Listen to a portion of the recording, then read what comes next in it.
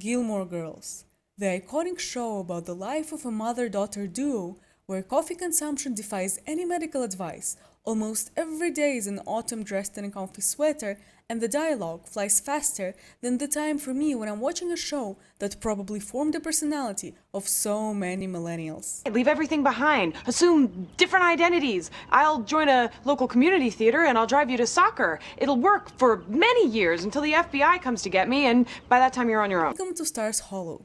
The show follows lives of the Gilmore Girls. Lorelai, the cool mom, the queen of coffee and comebacks that could probably outtalk Eminem, the embodiment of Can go anywhere I want, anywhere I want, just not home. who became a teen mom, ran away from home, and started her life on her own with a baby on her hands. Her daughter Rory, Oh, Rory, me. That's me. the walking perfect SAT score. That kid in your class who writes every test perfectly but still manages to stress about failing every time. The adorable, loved by the entire town, almost Mary Sue if it wasn't for her growing sense of entitlement, He's Dean, my Dean. He's not your dean. He's Lindsay's dean. You're the other woman. which are so captivating for the viewer because who needs functional family dynamics when we have snappy one-liners and emotional incest? Yeah, I just reread the description that I wrote and it kind of looks like I hate the show. I don't. I just express my affections with some light bullying. If you clicked on this video, you probably have already seen the show, so I don't even have to explain how Rory Gilmore is not only the role model for almost every moderately introverted white girl with a low-key superiority complex going on, she's also one of the most prominent and famous bookworm characters, along with I don't know, Jo March, Elizabeth Bennet, Hermione Granger. You also probably have heard about the self-esteem crushing Rory Gilmore reading challenge. This, if I figure out how to put it here, it's gonna be here. This is one of the most used websites to check how many books out of Rory's list you've read. I've checked there, but on different websites I've found up to 400 books in Rory's list, which is much more than there. So I'm assuming on different websites they include books that went later in the season. So it kind of made sense to go with the largest number. Anyways, hi, my name is Arisha. I don't have friends or a social life, which is why I decided to challenge myself to read 120 books from Rory's list this year. Why not all of them? Why just 120 out of 400? It's not even a half. Well, the answer is quite simple actually. I still like to use the bathroom. Taking a shower is nice. Also, eating occasionally would be really cool. So it's just 120 books in the next 365 days. Not those days. No. What was I talking about? Yes, so it's 120 divided by 12 months, 10 books per month. Doable. So this, actually I don't know if I will be able to put anything in here because it's my first time doing any video like that, so I have no idea what I'm able to do. So if I will manage to do that, here will be the list for the next 12 months with 10 books for each month that I chose out of Rory's list. The choice process, it didn't have any sort of algorithm. I just excluded all of the books that I've already read. I excluded most of the non-fiction. I excluded the books that are how to cook, how to clean, you know, when Rory tried to make Dean like her or something, stuff like that. And then I was left with a shorter list of books, out of which I read the short premise of each book, and then I just chose 120. What I'm gonna do in this video? Basically, in this video, I'm gonna talk about the 10 books that I read in June, what I liked about them, what I didn't like about them. Basically, what I'm saying is my opinion is extremely important, valuable and insightful, and you cannot live without it. But seriously, for a second though, I'm not a literary critic. I don't have any sort of education in literature. I did not even take English literature for my IB exams. I'm studying management with marketing at the university. I am quite far from the whole literary criticism and stuff like that and literary analysis. I just love to read books, and I'm going to be giving my personal opinion, my feelings. And if I say some stupid meme joke about a book that you like or a character that you like, please feel free to say I'm dumb in the comments and just proceed with loving the character or the book, because my opinion should not impact the way that you read, the way what you read and what you feel about the books that you do read. I'm gonna really struggle to take myself seriously long enough to say the next thing, so bear with me. But if you're interested in watching if I will be able to follow this challenge, and if I will be able to follow it when I go to uni and don't have that much time, and what my invaluable opinions are on the world's most well-established masterpieces, follow my channel. It's gonna be so hilarious if this video completely fails and I just embarrass myself for nothing. Yay! Whatever, let's begin. So this is the list of books that I read in June. And 5 of them really impressed me and I want to go into more detail on them. But other 5, I'm just going to briefly touch upon what is their premise and what I felt about them. So the first book that really impressed me was Jane Eyre by Charlotte Brontë. Also, just to clarify, English is not my first language. So if I accidentally butcher someone's surname, name, or like a certain word, I'm not trying to be mean, I'm not trying to be rude. I genuinely do not know how to pronounce certain words. So correct me. Don't bully me, please. Oh, also, some of the books I read in Russian, some of the books I read in English, depending on in which part of the world I was when I was reading that. Jane Eyre it's misty, it's dark, it's sublime, it's so English, it's very English. The book was published in 1847 under Charlotte Bronte's pen name Belle. Honestly, the whole thing with the 3 Bronte sisters being writers was my little obsession when I was younger. There is something so fascinating about all of them, taking the same professional niche and succeeding in it, despite the fact that previously pen belonged, if not exclusively, then predominantly to men. Charlotte Brontë was the eldest sister, and as I've mentioned before, she published her book under her androgynous pseudonym, Belle. If I'm not mistaken, it was only in the preface to the 2nd edition where Charlotte Brontë actually revealed herself as a woman, and that definitely challenged the pre-existing idea that only men can write with a sort of conviction on such complex topics. The story of Jane Eyre is the story of this orphaned girl, Jane, whose parents died and she was stuck with her aunt and cousins. Well, I'd rather say her aunt and cousins were stuck with her because they didn't really like her, but they were kind of following the dying wish of their late husband and father, so they had to. They didn't like her at all, and they punished her for like the stupidest things ever. Then she goes off to live in a boarding school where well, it would be much better if people weren't dying as much there, but still, for some reason for Jane, it is a better environment to grow up in rather than her aunt's house. After finishing the boarding school and working there, she goes on to work as a governess in Thornfield Hall, where she meets the mysterious, wealthy, charismatic Mr. Rochester. So throughout the course of her being the governess for his, in simple terms, adopted daughter, they kind of fall in love with each other, but then Mr. Rochester, that man has some dirty secrets. He has some skeletons in his closet, or dare I say, in his attic. So then Jane leaves him and she goes on to her journey of discovering herself as the strong, independent, financially stable woman. After that, after she establishes herself in this world, she returns back to Mr. Rochester and they have their happily ever after. That's a fairly simple concept of a story for now. But when we go into a discussion about the themes that are raised in this book, you're gonna see how it was very provocative and very novel for the 19th century society. So one theme that I particularly liked was the dilemma between the moral judgment and one's feelings and desires. Throughout the story, Jane is definitely tempted by her feelings, especially to Mr. Rochester, but her actions and her choices are heavily bound by her religious beliefs and her ethical ideals. The choice that Jane makes to refuse Mr. Rochester's proposal after she finds out he has a full wife, but then coming back to him and living with him, I believe this can be viewed as the representation of a quest a person takes to balance out their passions with their duty. What I also found particularly interesting about Jane Eyre is how the author approaches the whole thing about the social class and the rules of how the social class operates. Normally, people in the 19th century stayed in the same social class that they were born in. Charlotte Brontë challenges this idea by having a character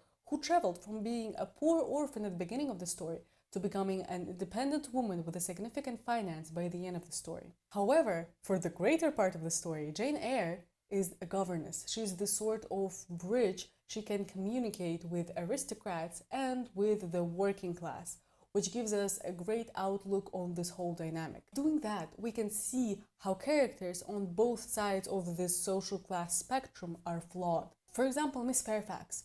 We saw great qualities in her, however, we also saw her flaws. And this is why the characters felt like real people. They did not feel like mere tools to deliver an oversimplified message of rich is equal to bad, poor is equal to good. On the other hand, we have Miss Ingram, who was described by other characters as this charming, beautiful, smart woman. However, her character was also miserable, which kind of went against the idea that aristocrats are honored and dignified by default, which was quite popular in the 19th century. And this brings me back to my point that I made earlier. These ideas may seem quite simple for us now, but that is the time when the social class was like that. And then we have a writer talking about how actually all of this is kind of wrong and this is how it actually is. So these ideas were novel for that society at that time. The last theme that I highlighted for myself was the role of women and marriage. At that time, women were only viewed as wives. The ultimate purpose of every woman's life was to go and get married. So having a character refuse marriage proposals twice was definitely an intentional decision. By having Jane refuse marriage twice, Jane Eyre introduced a female character who holds values and morals that are more dear to her than the achievement of becoming a wife. This ability to have a greater purpose and unbreakable principles was previously normally only attributed to men, since women were perceived to have a weaker nature to have those. Additionally, the fact that Jane only came back searching for Mr. Rochester after she gained her independence and he instead suffered an injury and was in a weaker position is an interesting commentary on the power imbalance in the couples of the time. In the 19th century, women would normally live with their parents and only leave the house when they get married. So any sort of independence that they got was solely reliant on whether their husband was willing and able to give it to them. Jane, on the other hand, decided to pursue marriage with Mr. Rochester only after she gained her independence, her autonomy that was given to her by her bettered financial position. This decision summarizes what I believe is the key message of the novel about the moral integrity, as Jane is able to make her own independent decisions. The message of the novel is quite important, I believe, and it is very relevant even nowadays, because as a woman, you need to have that autonomy, you need to have that independence to make decisions out of love that will still align with your values. Unfortunately, I cannot tell you much about the quality of the text, the quality of the writing, because, well, I didn't do English literature, I got 7 on my IELTS, so not my strongest suit. What I can tell you is the pace of the narration was a little slower to what I'm used to with modern books. However, whenever I felt like it's getting a little bored, the book scared the shit out of me. Probably also because I was reading it mostly at night, but it is very gothic. The whole story begins with Jane seeing her dead uncle. What can be more gothic than that? The gothic elements are all there. Remember when I tried to make that dramatic introduction and said misty? Yeah, well, if when you read the book, you're like me and you immediately imagine the whole scenery, you will see mist most likely. I don't think it is actually present in the story as much, but you will see that. It is in Jane's room, it is in the boarding school, it is in her aunt's house, the mist is everywhere. And the whole plot twist, a guy having his mad wife locked up in the attic and trying to get married for the second time, only for the wife to find out and see that woman.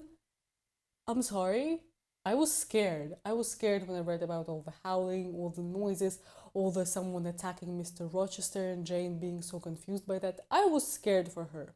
The story itself is very interesting and the importance of the work is undeniable. Yes, the pacing is a little slow and you might struggle to actually get through the book at certain moments, but it is definitely worth the read. Okay, change of outfit and makeup as well as the change of the day, because yesterday my microphone died and by the time it recharged, the sun set. I don't have any other lighting than the sun. So yeah, Was waiting for that one. The next book I want to talk about is Gone with the Wind by Margaret Mitchell. I was actually kind of hesitant to talk about this book at first because it is such a massive story, and talking about it for 5 minutes felt like just not enough time to cover all the topics, all the characters, all the themes, all the problems with the book. But I still decided to do that, and I hope I will make this book justice. Give this book justice? I don't know. You got me. Gone with the Wind is the story about one Scarlett O'Hara, a spoiled southern girl who fixates on a man she cannot have while navigating the turbulences of the Civil War and the Reconstruction era. Scarlett manipulates and schemes her way through the love triangles, the societal chaos, all the change that happened in the society due to Confederates losing the Civil War, in this romanticized retelling of all the things that were happening in the American South at the time. It is a 1,000-page novel, and it was an interesting read. I wouldn't say that I am in love with this book from like the first read. It definitely has certain elements to it that were extremely disturbing and uncomfortable to read, which is why my opinion on the book is a little impacted by those things. So first and foremost, I think I should address the racist elements in Gone with the Wind. What I read online, these are actual views of Margaret Mitchell that are represented in the book. She did in fact support the Confederacy. I do feel like that can be explained by the fact that she herself grew up in the South and these are the values that were taught to her.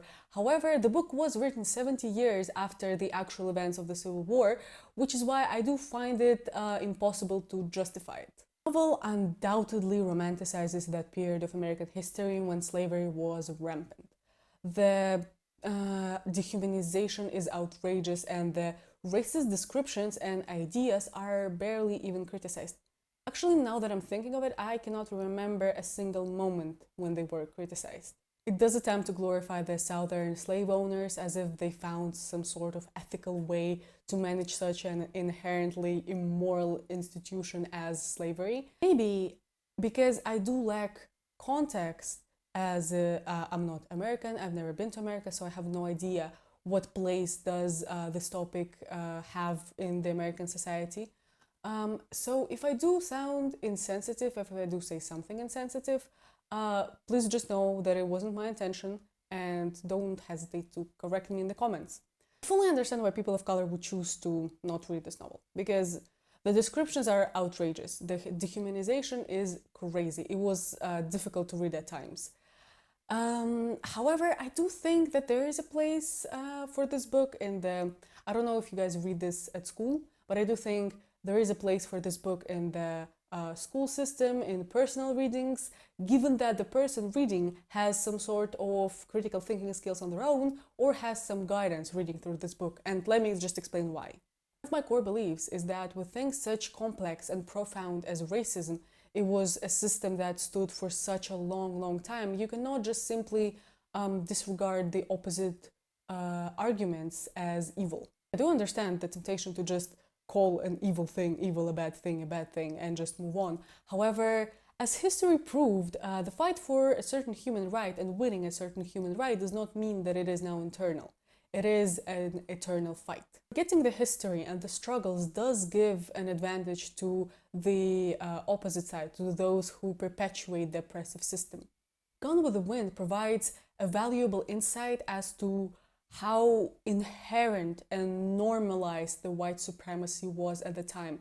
It gives you plenty of arguments that people use to normalize this thing. Examining the rhetoric used to justify slavery, readers can learn a lot about the historical context. The novel illustrates characters who, despite having their kind moments and their nice moments, still hold those racist beliefs and uphold the slavery. This complexity, I believe, can help readers to understand that personal kindness does not equal to universal justice or equality.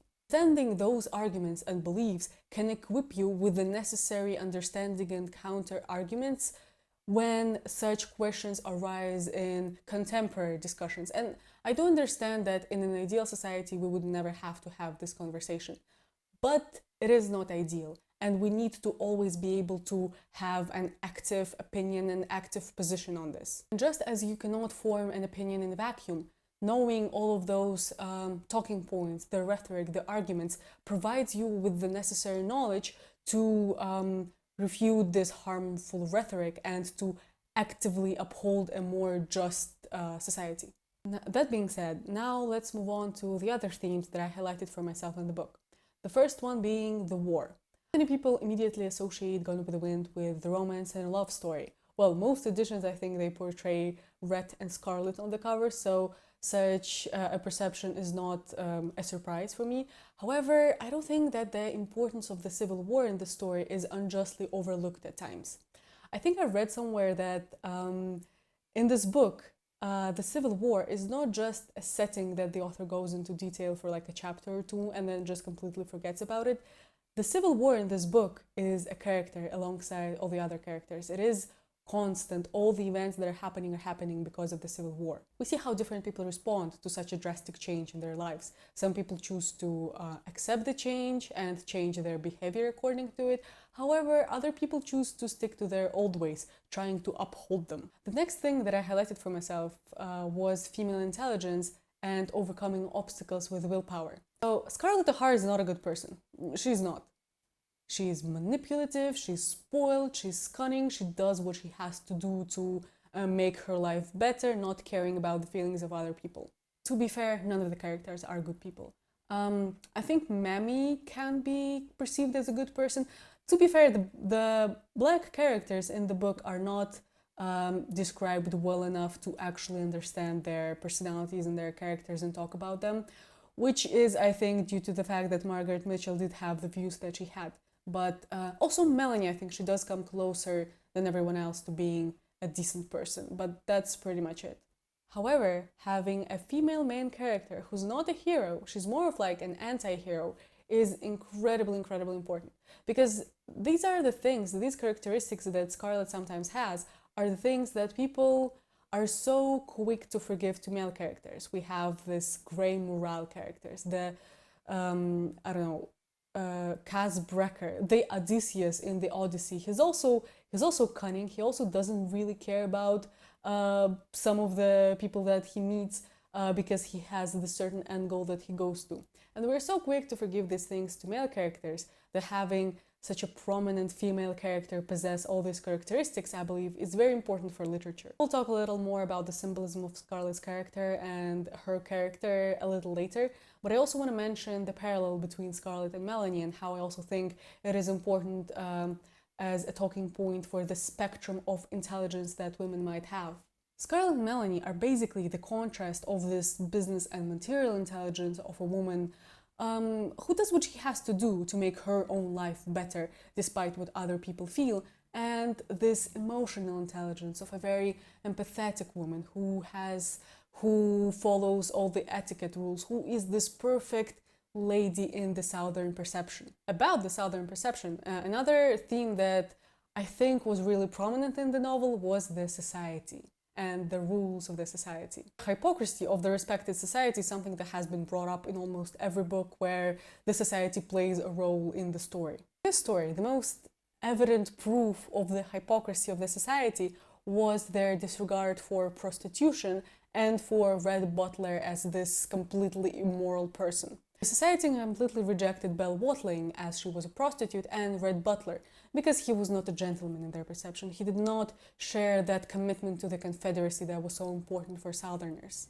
However, these two people ended up saving the society when the men of the society were almost imprisoned for participating in the Ku Klux Klan. The parallel between Scarlett and Belle was also an interesting thing for me because from the first view, these are two completely different women. We have Belle, who's a prostitute, and later in the story, a madam. She's rejected by the society, and she's this like the embodiment of immorality.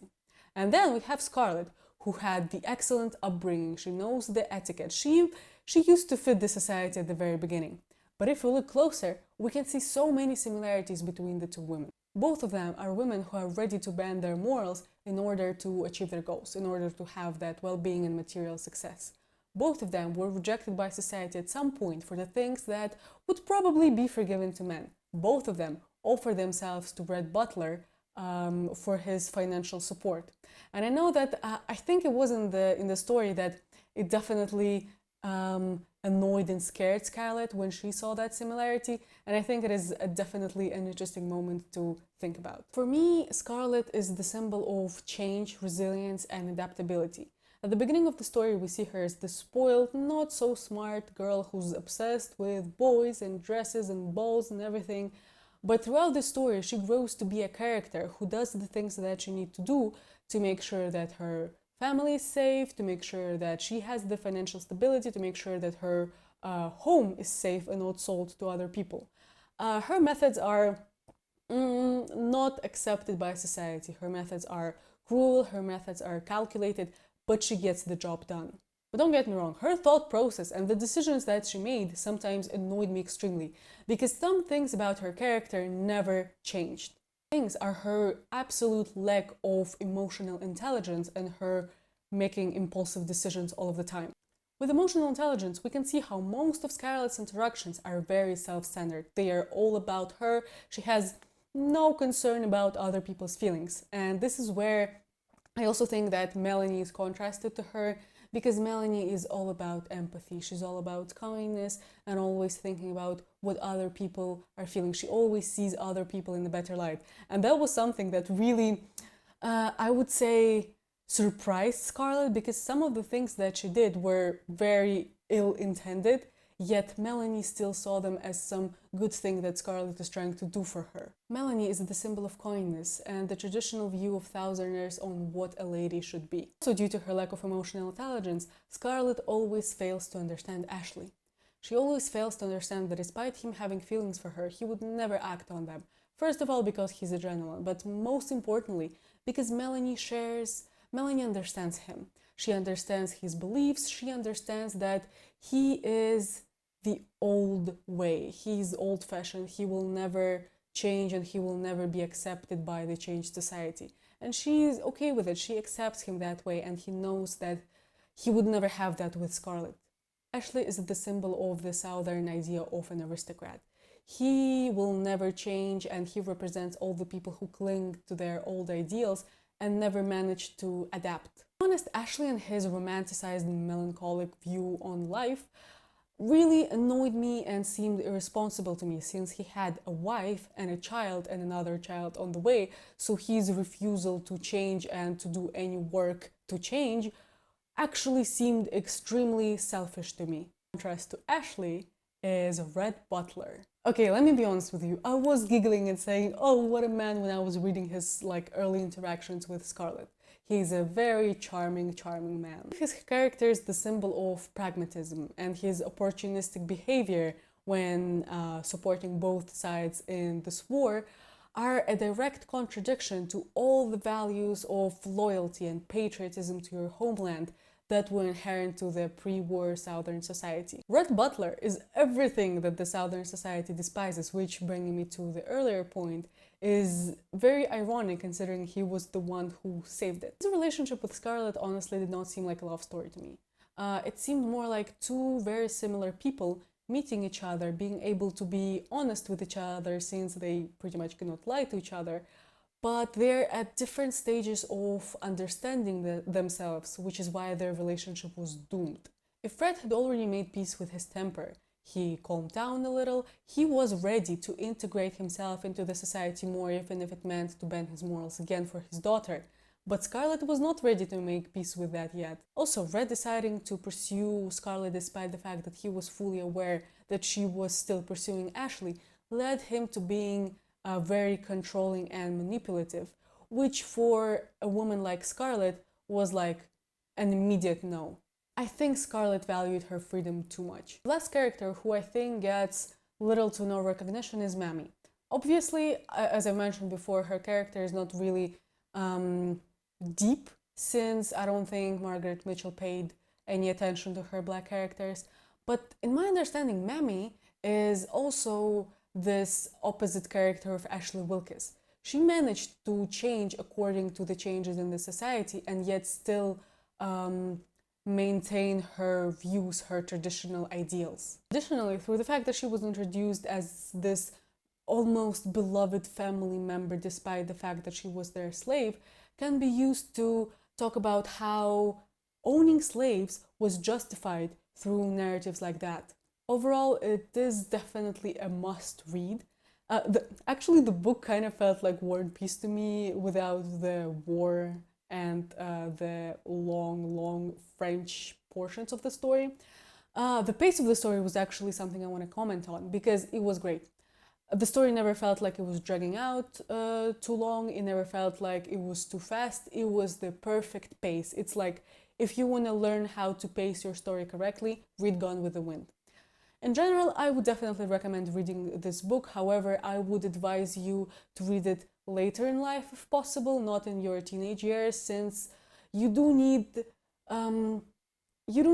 the ability to critically assess the ideas that are presented. The next book I want to talk about is Master and Margarita by Mikhail Bulgakov. Also, I'm going to be saying all the names as they sound in Russian because that is the language of the original, so I think it kind of makes sense. Master and Margarita was forbidden for the longest time. The novel was written in the 1930s, but it never saw the light of day while Mikhail Bulgakov was still alive, due to the political regime and his work being heavily censored and outright rejected.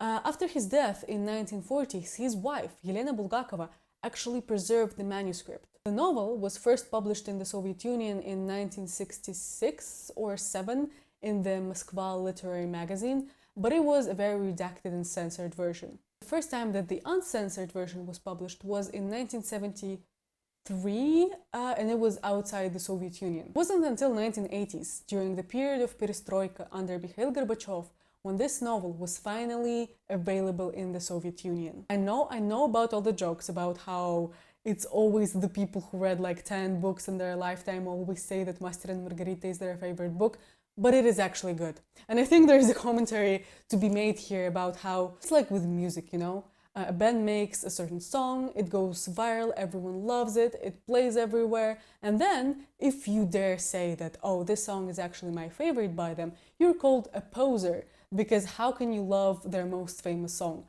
Well, sometimes a certain thing becomes famous and beloved by everyone because it is actually good. In Master and Margarita, the devil, Voland, and his eccentric crew arrive in the 1930s Moscow. They create complete chaos in the city and they unravel the hypocrisies of the Moscow society. Meanwhile, a writer known as Master is struggling in the mental institution where he was put after he tried to publish his story about the Pontius Pilate. I hope I'm saying this correctly because it sounds completely different in Russian. And Yeshua Ganotri, which is basically the retelling of the crucifixion of Jesus. His lover, Margarita, makes a deal with the devil, Voland, to reunite with her lover. Let's just quickly go through the characters first, as every main character in this book is a masterpiece on their own. We have Voland, the devil. We have Master, the writer who wrote the story that he was put in the mental institution for. We have Margarita, the lover of Master and the woman who made the deal with the devil to reunite with him. We have the crew of Voland. We have Begemot, who is a black cat and also a shapeshifter. Bulgakov, I think, did a lot of drugs while writing this novel, so don't get surprised by this one. We also have Azazella, a demon that serves Voland, who is identified by his red hair and his fierce temper. We have Karoviev, whose nickname is Fagot, and I'm not saying a bad word, it is a bassoon. It's like a musical instrument. It is his nickname. We have Pontius Pilate, again, I'm hoping I'm saying this correctly, who was a Roman procurator who presided the case of Yeshua Ganotri. We have Yeshua Ganotri, who is the representation of Jesus in the story, and we have Ivan Bezdomny, who was a writer and the first person who actually met Voland and was later put into a mental institution while trying to tell the truth about this interesting foreigner. I tell you what, reading that was an experience. For the first 20 pages, I think I did not understand a single thing that was happening. In the book, we have two storylines. The storyline of Voland and his crew, who arrived to the 1930s Moscow and unraveled some hypocrisies about the city, raised hell, and basically watched the world burn. This part is actually also divided into multiple narratives. We also have the storyline that is a novel within the novel, the retelling of the events that happened between Pontius Pilate and Yeshua Ganotri, Jesus, in Jerusalem. And this is the novel that was written by Master, which he was put into the mental institution for. So what is the importance of the two storylines? What is their connection? I think the first one is this battle between good and evil. In the first storyline, the Moscow one, we have Volant arriving to Moscow with his crew and unraveling the moral corruption, the hypocrisy, the greed of that society. And in the story of Pontius Pilate, we have that struggle that the Roman procurator had between his duty to the legal system and to the Roman Empire and his recognition of Yeshua Ganotri's moral integrity and his innocence. There's also a theme of truth versus power. In Jerusalem, Pilate struggles with the truth of Yeshua Ganotri's teachings and the reality of political power, ultimately succumbing to the latter. And in Moscow, Master is struggling to express his opinions and his truth through art and writing while being oppressed by the regime. Also, I read in multiple articles how Master is parallel to Pilate, while Margarita is parallel to Yeshua Ganotri. With Master and Pilate, both characters struggle with their cowardness and the consequences of their actions. Master's novel is his way of dealing with the feeling of his own helplessness and the desire for redemption, while Pilate is also seeking redemption for the role that he played in the execution of Yeshua Ganotri. Yeshua and Margarita, we can see how Yeshua Ganotri's teaching about love and sacrifice and redemption are represented in Margarita's pursuit to reunite with Master and her desire to make the necessary sacrifices to do so. However, the story of Master and Margarita, the love story of these two, felt like an odd thing to me since Margarita had a husband that she left for a Master for seemingly no other reason other than the fact that she was unhappy in the marriage. I don't understand that this isn't meant to be taken as literally as I am taking it, but it did feel odd to me how this is meant to be the representation of loyalty when Margarita cheated on her husband. Not really loyal to me. Overall, the book is a page-turner. It is so captivating. All the characters are very unique and different in their own ways, and you are very captivated by their adventures. It is quite difficult to understand the chapters about the Pontius Pilate and the Yeshua Ganotri. The language is different and it is much more difficult for comprehension for an unprepared reader, but you can always find guides online on how to understand these chapters, so I would definitely advise to read this novel. Also definitely see why it was banned. Like, it is so sarcastic, it is so critical of the Soviet society, it has those mystical themes too, so I could see why it was banned. Also, I think this is what makes it one of the most prominent literary works in the Russian and Soviet literature, because it is so different from many other classic books that there are, because of this unique style of narration, because of this sarcasm that the author includes throughout the entire story. It is a very, very interesting read. The last book I want to talk about is Girl Interrupted by Susanna Kaysen. It's the last book that I read in June, and I have it here. So I'm not going to invent a bicycle, and I'm just going to read you the short description of the story as it's written on the back of this book. In 1967, after a session with a psychiatrist she'd never seen before, 18-year-old Susan Kaysen was put in a taxi and sent to McLean Hospital to be treated for depression. She spent most of the next 2 years on the ward for teenage girls in the psychiatric hospital renowned for its famous clientele: Sylvia Plath, Robert Lowell, James Taylor, Anne Sexton, and Ray Charles. This book is actually a memoir by Susanna Kaysen, and it is a recollection of the 18 months she spent at the McLean Hospital. The story is very insightful in terms of the treatment of mental health in the 1960s, of how the patients were treated and how complex mental health is. It is also a very interesting commentary on self-understanding. The book was definitely not what I expected, since it is not so much of a story that has the beginning, the plot and the ending. It is a recollection of some episodes during her 18-month stay at the hospital, each chapter talking about a particular situation that she remembers. Which also struck me was the fact that in the book there are actual documents. I presume these are the copies of her actual documents from the hospital. So it was definitely interesting to examine those, although the writing somewhere is extremely difficult to read. But it was interesting to look at to understand that this is something that actually happened to a person, and now she's talking about it, and she gives all those documents that you could see that someone some time ago sat down and wrote all those things about a real person. Memoir raises questions about the effectiveness of the mental illness treatment in the 1960s, of the attitudes towards patients of such institutions and how they were often ostracized and stigmatized by society. Memoir also struck me because it not only explored the outside perspective on mental illness, but it also explored how patients of institutions like that actually form connections inside, how the environment there is, how they are later reintegrated into society, and how they meet each other outside of the institution. I think one of the main messages of this book was how important the human connection is when facing such adversities as mental illnesses. This month I actually read 4 books less than I intended to, but I think I forgave myself for that because I read Gone with the Wind, which is like a 1,000-page novel, so it kind of made sense for me not to be able to finish all the 10 books.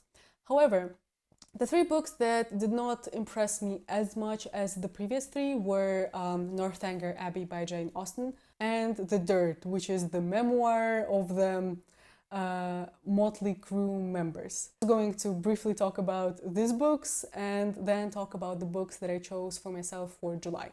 Northanger Abbey by Jane Austen is a story. It follows the life of one Catherine Morland, a naive and impressionable young girl as she navigates the complexities of life and society during her stay in the Northanger Abbey. Things that stood out to me in the story was how Jane Austen sarcastically talked about how the romance novels are often perceived as this lower level of literature, despite that many people enjoy them just as much as the more complex works. The second thing was how Jane Austen sarcastically talked about the sensationalism of gothic fiction and how the main character, Catherine, there was a moment when she just arrived in the Northanger Abbey and she was an avid reader of gothic novels and thrillers and she loved them, and how she confused the reality with the gothic fiction and tried to find some I think at some point she told her love interest that, oh, I think your dad killed your mom, just because the whole abbey seemed like this mysterious place, and how she perceived their reality through this lens of gothic fiction, and how she almost drove the dude away because he just perceived that as a completely inappropriate thing to say. You cannot tell someone, oh, I think your dad killed your mom because your home looks scary. No, you cannot say that. It was an easy read. I mean, it is a very sarcastic novel, so I don't think it was meant to be taken too seriously. And it is a light read, so if you have time, I do advise to read that because it is funny. I love Jane Austen. The last one was The Dirt, which is a memoir of Mötley Crüe. And let me tell you, actually, I won't tell you much because that was an experience. I knew that Mötley Crüe was known for their antics, perhaps even more than for their music, but I never imagined that their lives were that interesting. A couple of moments in that book that made me realize that they're not very good people, and it did make me avoid listening to their music for a while because I just kept remembering the moments from the book that I read. But yeah, I guess with bands like that from that time period, you just have to, I don't know, I don't want to say separate the art from the artist because it's a stupid thing to say, but yeah, you do kind of have to ignore the fact that most of them did shit like that and got away with it. Yeah, there isn't much to say about that book. It is very interesting though. I mean, you should read it, especially if you like the band, you should read it because you will find it very insightful and it will explain lots of things for you. This is the list of books that I'm hoping to read in July. I hope I will be able to read the 16 books, considering that I only read 6 in June. But yeah, there are no 1,000-page novels here, so hopefully I'll manage to do that. I will have much more time, by the way. The 2 books that I'm most excited to read are Hell's Angels, because it is about a motorcycle gang. It is something that I know literally nothing about, so it's definitely going to be an interesting read. The second book that I'm really excited to read is I'm with a Band by Pamela Desbarres. Also hope I said that correctly, because it is her memoir recollecting her experience of being a groupie in the 1960s and 70s. But considering my experience with reading The Dirt, I am also kind of scared to read this book. If you watched up to this point, it's the end of the video. Congratulations, you don't have to hear me talking anymore. Thank you for listening to me ramble about the books that I like for what I think is going to be like 30 minutes of me talking non-stop. You're definitely very strong if you listen to this point. Subscribe to my channel to see what I will have to say about the July's books.